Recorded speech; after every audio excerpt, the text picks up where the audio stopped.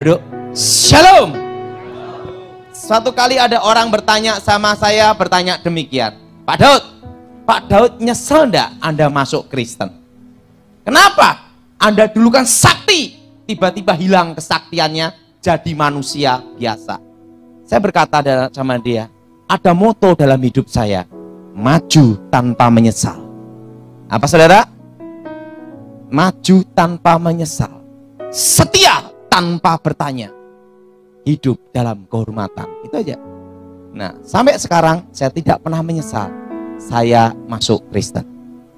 Nah, hari ini akan kita bahas tentang rencana Tuhan. Apa saudara?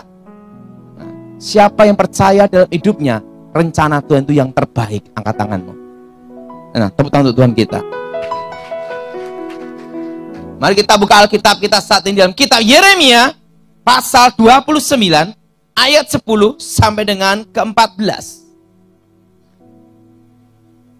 Kitab Yeremia pasal 29 ayat 10 sampai dengan ke-14. Saudara yang ganjil, saya yang genap. Sebab beginilah firman Tuhan, apabila telah genap 70 tahun bagi Babel, barulah aku memperhatikan kamu. Aku akan menepati janji itu kepadamu dengan mengembalikan kamu ke tempat ini.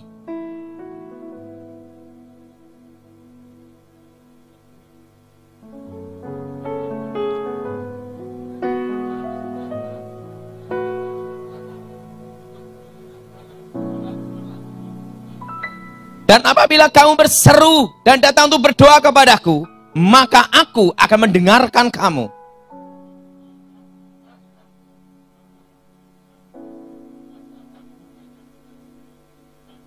Aku akan memberi kamu menemukan aku, demikianlah firman Tuhan. Dan aku akan memulihkan keadaanmu, dan akan mengumpulkan kamu dari antara segala bangsa, dan dari segala tempat kemana kamu tadi kucerai-beraikan. Demikianlah firman Tuhan. Dan aku akan mengembalikan kamu ke tempat yang dari mana aku telah membuang kamu. Alkitab berkata bahwa rancangan Tuhan ada rancangan damai sejahtera. Siapa yang percaya rancangan Tuhan rancangan damai sejahtera, angkat tanganmu saat ini. Ayat ini bicara tentang pembuangan 70 tahun di Babel. Dan Tuhan memulihkan Israel. Kalau kita lihat bahwa rencana Tuhan, rancangan damai sejahtera. Selama kita hidup, kita pasti ada masalah. Dan hidup kita adalah untuk mengatasi masalah. Amin. Bahwa hidup ini adalah untuk mengatasi apa saudara? Masalah. Nah, sering kita waktu kita bertobat percaya Tuhan Yesus, kita berpikir kalau kita ikut Tuhan itu seperti jalan tol tanpa hambatan. Dan semua adalah enak karena ikut Tuhan. Betul? Betul? Demikian waktu saya bertobat. Waktu saya pertama kali bertobat, Gilbert berkata sama saya, kamu harus sekolah Alkitab. Aku ingin tahu apakah kamu betul-betul bertobat atau nanti kumat lagi. Wah, saya pikir, ya udah, saya sekolah Alkitab. Saya berpikir, sekolah Alkitab itu sekolah para malaikat. Karena saya kan dulu bekas pertapa, hanya Jopo Montro. Nah, tiba-tiba disuruh sekolah Alkitab. Nah, saya kira sekolah Alkitab itu sama dengan pertapaan saya dulu. Nah, saya kira sekolah Alkitab itu semua haleluya, haleluya, haleluya. Nah, saya masuk sekolah Alkitab. Hari pertama, sandal hilang. Saya berpikir, kalau ini rencana Tuhan, kenapa saya dikasih tempat sekolah sialan ini? Saya angkat koper, minggat. Waktu saya minggat, Tuhan bicara sama saya, kembali kamu ke sekolah Alkitab, karena aku punya rencana dalam hidup kamu. Walaupun saya dongkol, saya ikut petunjuk Tuhan, balik lagi. Saya minggat sekolah Alkitab itu 3-4 kali, kabur dari sekolah. Waktu doa makan, maka kalau doa makan serahin saya, lebih profesional, pasti cepat, padat, singkat, aminnya cepat. Kenapa? Waktu doa, Tuhan Yesus berkati makanan ini, buka mata, hilang semua. Makanya saya kalau doa selalu tangan saya gini. Kenapa? sudah terlatih. Kenapa? Waktu sekolah Alkitab, lauknya hilang semua. Wah, saya pikir, wah, ini kacau bener ini sekolah. Dan apa yang terjadi? Ya udahlah, kalau ini memang panggilan Tuhan, saya ikuti aja. Kalau rencana Tuhan, kenapa saya ditaruh di tempat seperti ini? Waktu itu tes berkhotbah. Wah, tes berkhotbah. Homiletik, hermeneutik, tafsir Alkitab. Guru saya sekolah gini, Daud, kamu khotbah bagus sekali. Alangkah baiknya kalau tidak khotbah. Hanya modal suara lantang aja ndak tahu arahnya. Aduh, gimana ini? Waktu tes pujian penyembahan, wah, nyanyi-nyanyi. Guru saya ngomong, suaramu hancur. Saya khotbah ndak bisa, nyanyi ndak bisa. Mungkin yang ketiga, ada peluang saya untuk sekolah minggu. Saya ngajar sekolah minggu, bubar. Langsung saya berpikir, bagaimana masa depanku? Betul? Katanya rencana Tuhan memberikan masa depan. Apa masa depanku? Apa yang terjadi? Alkitab berkata, kalau engkau dalam kondisi seperti itu, carilah Tuhan. Maka engkau menemukan Tuhan. Saya cari Tuhan. Berjam-jam berdoa 5-6 jam. Tiba-tiba ada suara. Daud, Daud, Daud, Daud. Saya buka mata. Kenapa buka mata? Karena di tempat saya sekolah Alkitab, banyak yang sering ngerjain. Misalnya ada anak baru bertobat.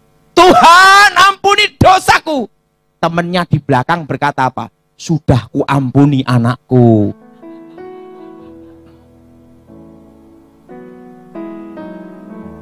Saya buka mata. Matanya gini. Saya lihat kanan kiri. Tuhan, kalau ini engkau bicaralah. Tiba-tiba saya lihat atap itu hilang. Yes. Yes. Daud, Daud, Daud, Daud. Jutaan manusia sudah menantimu. Tuhan, aku ndak bisa nyanyi. Aku ndak bisa khotbah. Aku ngajar sekolah minggu bubar. Ndak ada masa depan untukku. Tuhan bicara sama saya. Aku tidak cari orang pandai. Dan tidak cari orang bodoh.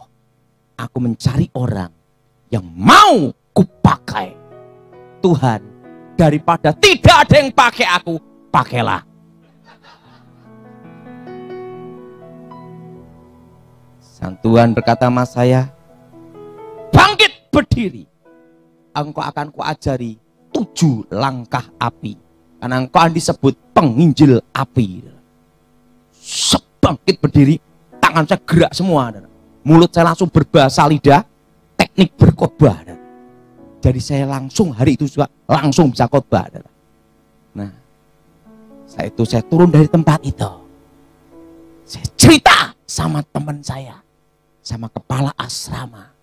Saya ketemu Tuhan sendiri. Jutaan manusia menanti saya berkhotbah. Kepala asrama ngomong, jadi yang teriak-teriak malam ini bikin orang susah tidur, itu kamu ya? Disetrap. Wah. Kenapa saya khotbah tidak mau pakai jas dan lengan panjang? Itu ada sejarahnya. Tuhan berjanji, jutaan manusia menantimu. Tiba-tiba saya dapat undangan khotbah yang pertama kali. KKR Daud Tony. Kalau Tuhan berjanji jutaan, minimal sekali khotbah belajar ribuan, betul? Saya pakai jas, pakai lengan panjang, pakai dasi. Begitu nyampe situ, yang datang 2 orang. 2 orang saja Satu orang gila, satu orang normal. Jadi kalau saya khotbah, dia ikut khotbah. Langsung jas tak buang sampai sekarang. Dah, saya jalanin.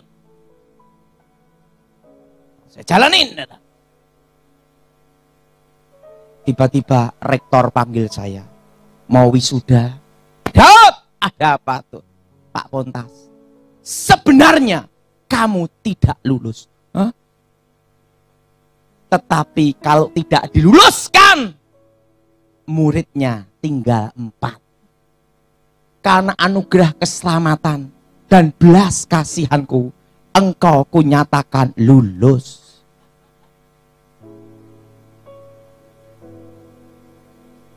Saya diwisuda. Saya senang sekali bisa ranking 4. Murid tinggal. Waktu wisuda, mama saya tidak datang. Papa saya tidak datang. Adik saya tidak datang. Semua tidak datang. Ada apa ini? Saya pulang naik angkot. Sampai rumah, papa saya dipecat. Adik saya dipecat. Kakak saya dipecat. 1 hari dipecat rame-rame. Langsung saya bertanya, apakah ini rencana Tuhan? Kalau rencana Tuhan, kenapa saya seperti ini? Tapi saya tahu, kalau saya stres, mereka stres, satu keluarga gila. Harus ada satu yang bangkit.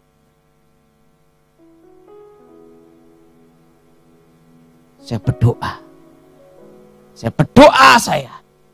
berdoa, Tuhan, nyatakan kuasa-Mu Tuhan. Lawat ya Tuhan. Waktu saya doa, ada suara. Daud, Daud, Daud. Ada apa Tuhan? Apa yang ada di tanganmu, lakukan dengan setia. Saya buka tangan saya. Ada plastik bekas gula. Saya ngomong sama Tuhan, Tuhan, apa aku mau jadi pemulung?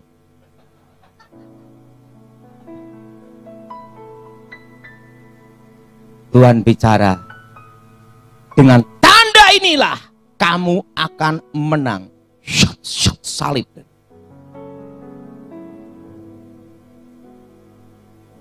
Langsung saya nemui mama saya. Mama, aku mau kerja plastik. Tuhan bicara saya mau kerja plastik. Ingat, justru kadang sekitar kita tidak mendukung kita. Mama saya ngomong apa? Daud, di antara anak mama, kamu yang paling goblok. Kamu sekolah pun pupuk bawang. Lulusan. Memang saya tuh matematika sampai sekarang nggak ngerti dah. Tapi duit ngerti. Mama, tapi saya punya Tuhan. Berilah aku kesempatan untuk aku berdiri tegap dan aku maju tanpa menyesal. Mama saya kasih saya, Daud, ini uang 100.000 rupiah untuk kamu. Tahun 96. Kalau kamu berhasil, berarti Tuhan menyertai kamu. Tapi kalau gagal, modal terakhir. Karena kamu anak bikin susah. Mah, aku kelilingan plastik. Perlu motor. Daud, ini ada motor Postwan. Kita sudah tidak bisa bayar kreditnya. Kamu yang lanjutin. Hah?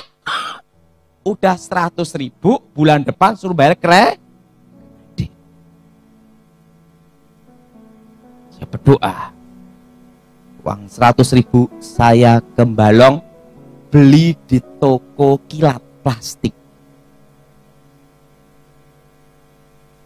Dapat 25 kilo HD, saya masih ingat itu. Kresek.